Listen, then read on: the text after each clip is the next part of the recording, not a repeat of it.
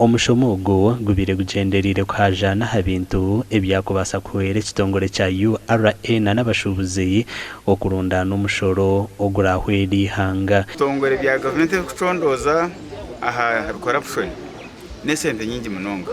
Abamwe bagamba trillions, abandi bagamba billions of dollars. Konga byangu hayino kwasoro yakagira ati esente zo kufa ngezo kufera gavumenti niziti. Konga zo n'esente nyingi ezo kubana zarawo muhande tashyire izakuboneza umushaho ya government kandi kakora emirimo ya government.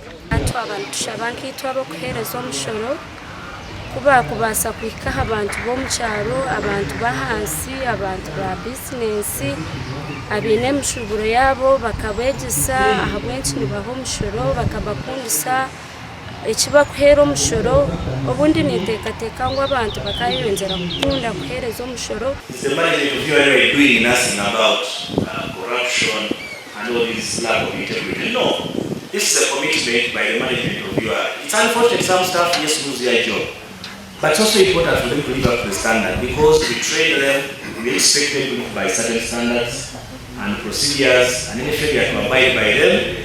They have to face, unfortunately, the decision of dismissal. Abashuubuzi bayireko kwatwaho ahabwe emiringo etashemire ey'ekitongole cy'okubanjamu emishoro. Bizibitwina na URA ombere byahwire mukamuri nkabateriremo kuka kandi hatagarukire kandi scenarios ezindi embere ezindi ezo kushanga mwijo mu premises z'abantu mujana ba police n'abasirikare taking a cover everywhere and ekintu kisikaringa ninga shinikitina taxpayer.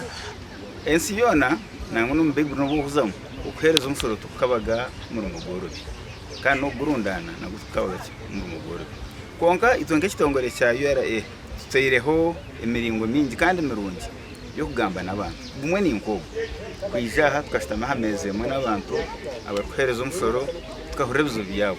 Empamushoro nazishabwa kushikira ofisi za URA okutunga obuhwezi bwa buri muringo. Amakuru agashakwa Aidan bataringaye.